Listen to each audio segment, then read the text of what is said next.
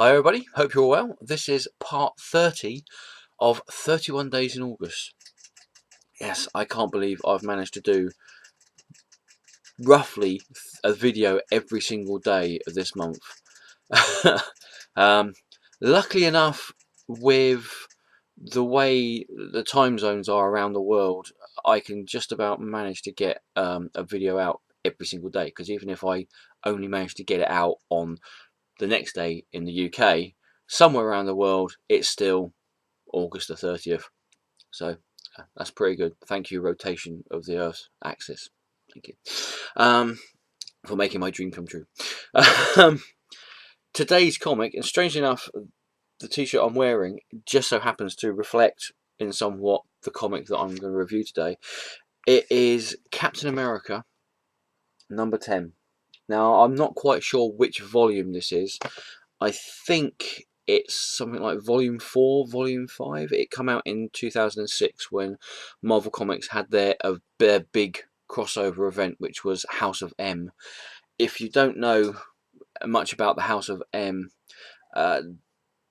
it revolves around one last spell, one last hex spell that the Scarlet Witch made, which was no more mutants.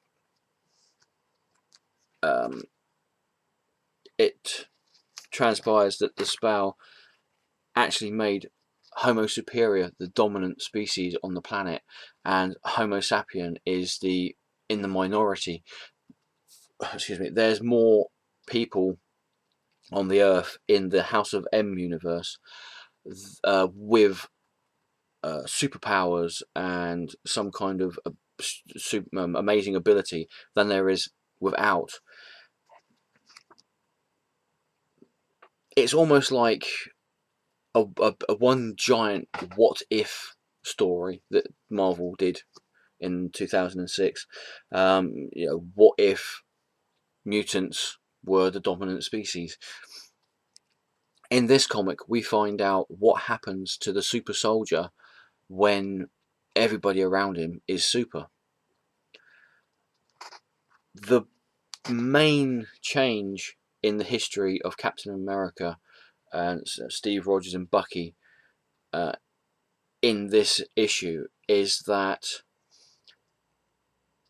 Bucky doesn't supposedly die in the explosion from the drone that's sent off by Baron Zemo, and Steve Rogers doesn't get frozen in the Arctic ice.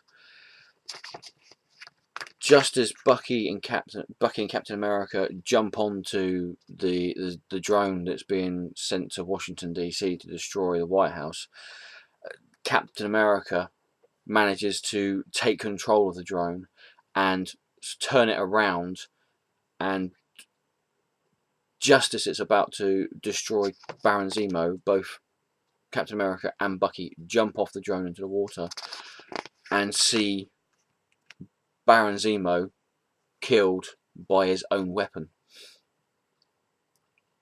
This is the point where everything changes for Steve Rogers. In 1945, Captain America, Bucky, and the rest of the invaders, Namor the Submariner, and the original android Human Torch and his sidekick Thor, enter Berlin, and Captain America and Bucky apprehend Adolf Hitler themselves and take him in for trial against crimes against humanity and massive war crimes. In 1951, what can only be described as the I believe they were the McCarthy trial hearings, where people were tried as communists, even though they weren't. They might have been like socialists or just free thinkers, but a lot of people were actually tried as being communists. Some people say it was because America needed to have an enemy that they wanted to have people hate more than the government. I really don't know that much about that period in history personally, but from what I've read, that's one view from one set of people. Captain America is this in this comic, it's actually called the Senate Hearing of Mutant Activity in the United States. Captain America is quizzed about his abilities and how he got them, and whether he is a mutant or whether he is a normal person just being given superpowers. He states that it doesn't matter how he got his powers, he is still a human being, and he pulls his mask off and reveals his identity.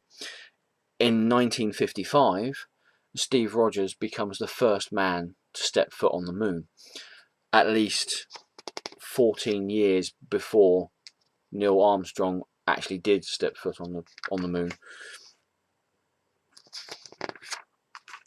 And it follows through Steve Rogers as he gets older. He gets married, and his breakup with his wife, his relationship with Bucky deteriorates as the years go on. It is a very sad story, in fact, to see the once great sentinel of liberty and justice, Captain America, slowly getting older and older, and in a way he becomes more alien to the modern day by aging with everybody else than he did when he was frozen in time and defrosted decades later by the rest of the Avengers. It's almost as if because he has managed to see how the world has changed from when he got his powers at the beginning of the Second World War to nowadays, he is more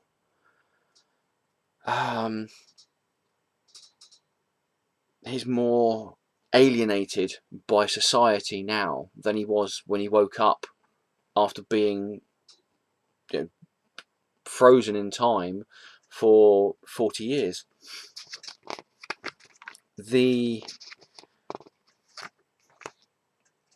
I suppose the real kick in the teeth when you read this comic is when Steve Rogers is just about to get onto a train on the Underground, and he's pushed aside very unceremoniously by a bunch of punk kids who, because of the Scarlet Witch's spell, have got superpowers. They're mutants. Steve Rogers is now a frail old man. The super serum is still in his blood, and it's still keeping him going, but he's not as strong as he would have been. He's probably a little bit stronger than a person his age would be without the super serum, but his body, like everybody else, is getting older and deteriorating, and he can't do what he probably would have normally done to these kids if he was 30 years younger.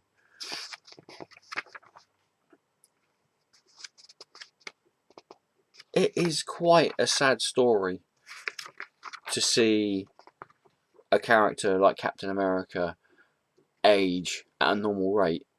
It's like anybody that you know and I know. When you're younger and you see them when they're younger, they have so much energy and they're so full of life, and as they get older, that slowly gets less and less. It happens with people's parents, it happens with people's grandparents, with their friends, their family. You notice it, even in the smallest living creatures, say your pets. As they get older, their life gets, or their energy gets slower and slower, and they, as they get older and older.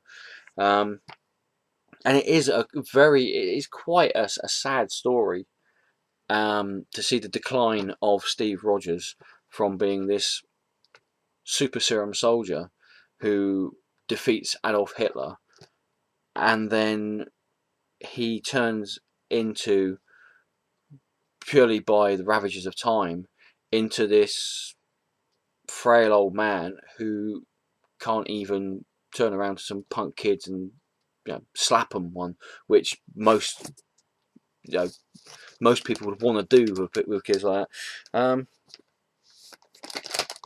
The whole House of M crossover event, it was an interesting series.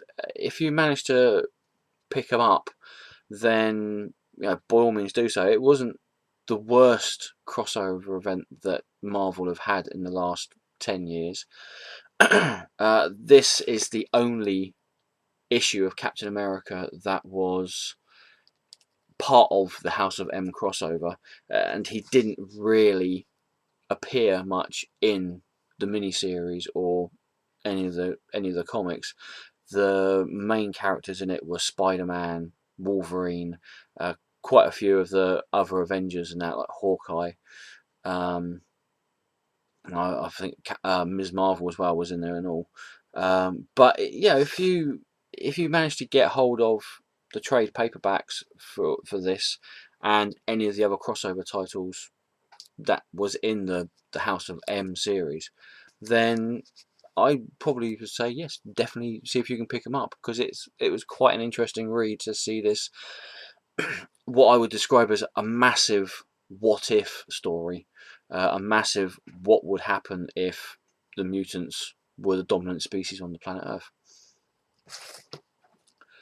Right, there's one more day to go. Tomorrow is the last day of 31 Days in August. I have no idea what the comic is I'm going to be reviewing.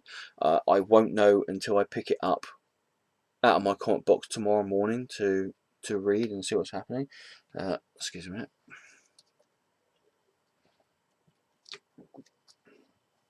Now, don't forget, Sunday I'll be doing the raffle draw for everybody who has given me 2 numbers over the last few weeks.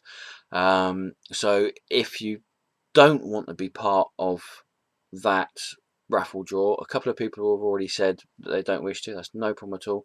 If you don't want to be part of that raffle draw, then send me a private message or put in the comment section down below that you don't want to be part of that raffle, and yeah, it's not a problem at all. So yeah, there you go. I will wrap that up now, and yeah, thank you everybody for watching. Hope that it wasn't too much of a pain in the backside seeing me every single day this month. Don't worry, it's not, if it was, don't worry, there's not much longer to go before you don't have to see me that many times in the month. Yeah, so thank you all for watching. Thanks everybody who's taken part and commented. If you've commented and I haven't commented back to you, I apologise. I will go back and comment back to everybody who has commented in previous videos. It's just when you're doing a video a day and you're trying to get everything else sorted out, it's a little bit hard to actually comment back to people. I've done it sometimes, but yeah. So yeah, thank you all for watching. I'm just about to go to bed now. So see you all tomorrow. Take care. And yeah, tomorrow is the last day of 31 Days in August. See you then. Ta-ta for now.